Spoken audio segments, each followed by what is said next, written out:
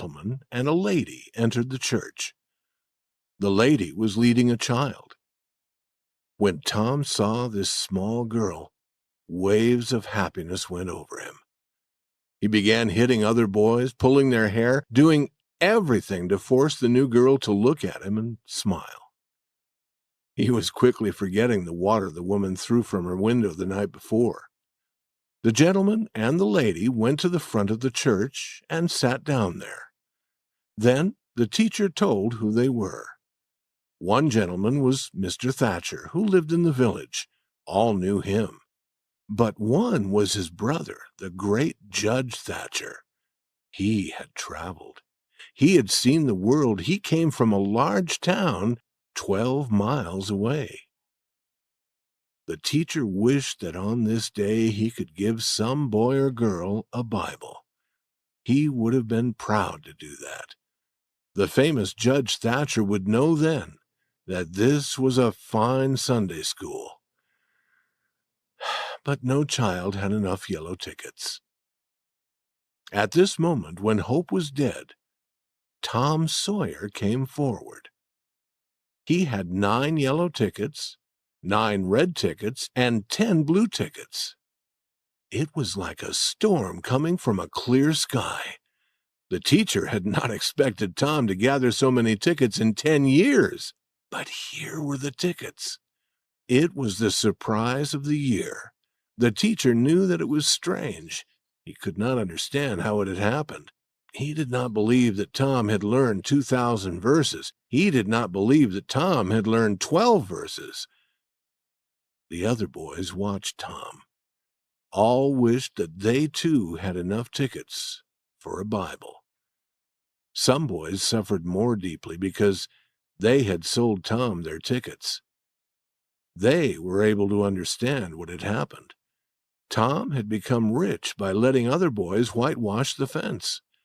He had been rich enough to buy their tickets. And now anger filled them. They saw clearly what fools they had been. Tom stood in a place of honor beside the judge. The judge put his hand on Tom's head and called him a fine little man. Tom could not speak. His breath would not come. His heart was shaking. This was partly because the judge was a great man, but it was chiefly because the judge was her father. The judge asked his name. Tom. Is that all of it? Thomas. But you have more, perhaps, another name? Tell the gentleman your other name, Thomas, said the teacher. Thomas Sawyer. That is a good boy. You are a fine, manly little fellow. 2,000 verses is a very, very great many, and you never can be sorry that you learned them. Learning makes great men and good men. You will be a great man and a good man some day, Thomas. Then you will remember this day. Then you will be glad that you went to Sunday school. Now, Thomas, tell me and this lady some of what you have learned in your Bible verses. We are proud of little boys who learn. Now you know the names of the 12 great followers of Jesus Christ. Tell us the names of the first 2. Tom's face became red, and he looked down at his feet. The teacher knew that Tom could not answer, but he felt that he must speak. He said, "Answer the gentleman, Thomas. Do not be afraid." Tom said nothing. Surely you will tell me, said the lady. The names of the first 2 followers of Jesus Christ were... Tom remembered 2 names from the Bible. He did not remember who the people were or what they had done, but the 2 names were always together. He shouted them now. David and Goliath! But David and Goliath had not been among the 12 great followers of Jesus Christ. Their story was in a different part of the Bible. David was a boy, and Goliath was a man of very great size and strength. They were enemies, and David had killed Goliath. Let us be kind enough to look away from the rest of the scene of Tom Sawyer in Sunday school.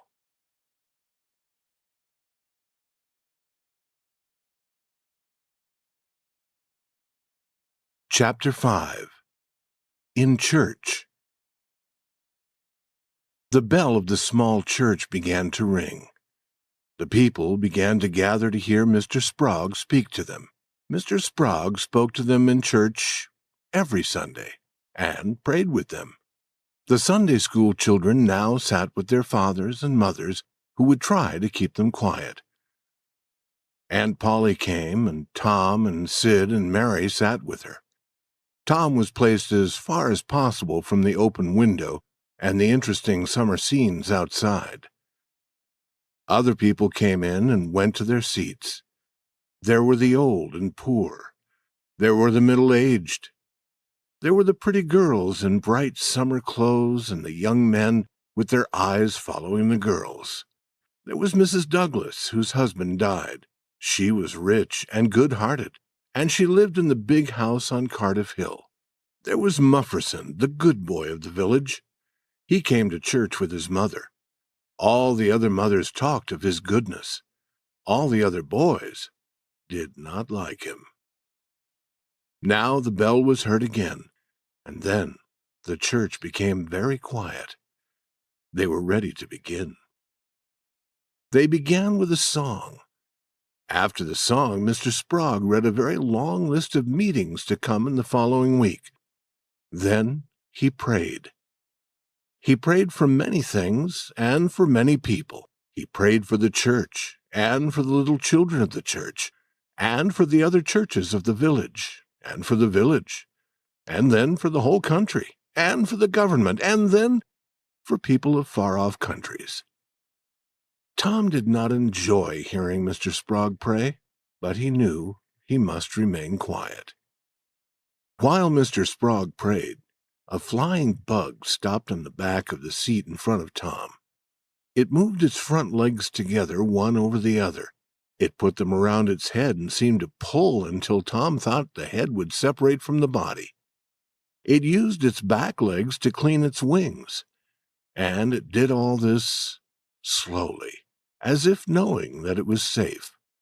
And indeed, it was safe. Tom did not dare to reach for it. He believed that his soul would be destroyed suddenly if he did such a thing while Mr. Sprague was praying. But with the last words, his hand began to move forward. When the last word came, the bug was in his hand. But his aunt saw this. She told him to let the bug fly away.